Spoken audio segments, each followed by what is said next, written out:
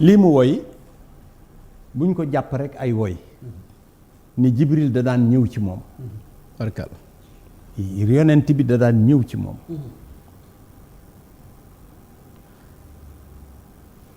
am na koo xam ne mi ngi dund am nay doom ay doomam a ngi fi ay sëtam a ngi fi ñu koy wax sëñ Abdou Karim Touré ku miinoon njaaree miin sëriñ bi xam ni ko taxawoon ak moom la nee nañu Seydunaa Jibril bu daan ñëw ci sëriñ bi jëmmi sëñ Abdou Karim Touré lay soppeeku jëmmi sëñ Abdou Karim Touré lay soppeeku dëgg la sëñ Abdou Karim Touré ay doomam a ngi fi ba léegi dëgg la ak i sëtam may nuyu sëtam bu baax boo xam ne buy dund sëriñ Touba ñu koy wax sëñ Cheikh Touré nga xam ni ku baax a baax la yónnee na léegi ñaari vocal waaw di ko ku baax a baax a baax di dund sëriñ Touba sëriñ Touba réalité bi mu doon ndeysaan daf ñu dépassé dafa ñu dépassé dépassement boo xam ne bii loolu moo tax nit ñi gërëm te fekk ni yàlla moo bëggee noonu ndax yàlla moo bëgg dimbali nit ñi te yàlla bu bëggee dimbali nit ñi te ñun yonent bi sallallahu alayhi wa sallam yonent dootul am yonent mission lay am te buy am mission day am ci luñ koy baseel dañ koy jox téere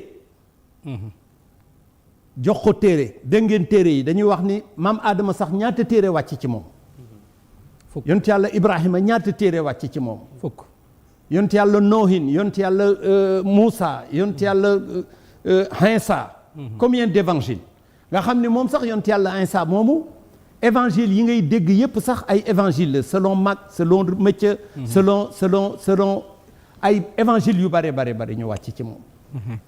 yonent bi benn téere bi ànd wàcc ci moom mais benn téere bi ëmb na téeméeri junniy téere yoo xam ne yi c'est la synthèse globale de l'ensemble de ses écrits macha allah li yàlla bind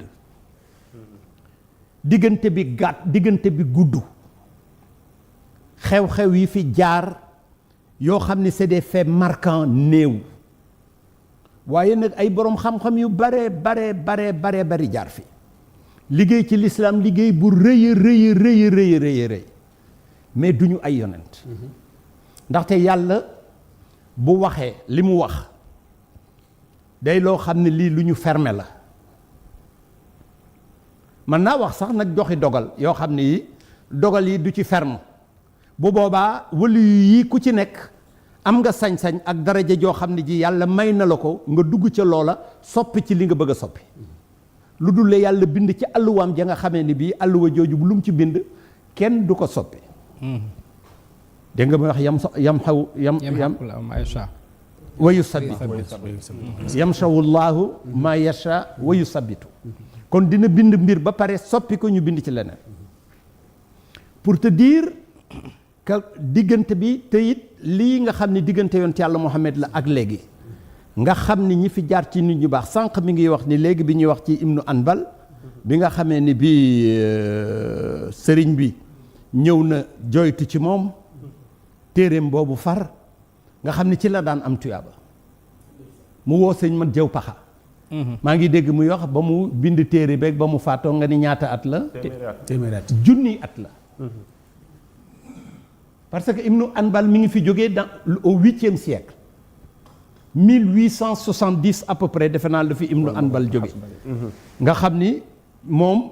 mi ngi faatu defe naa si mes mémoires sont bonnes defe naa mi ngi faatu mi ngi gane 780 voilà mi ngi gane 780 faatu 855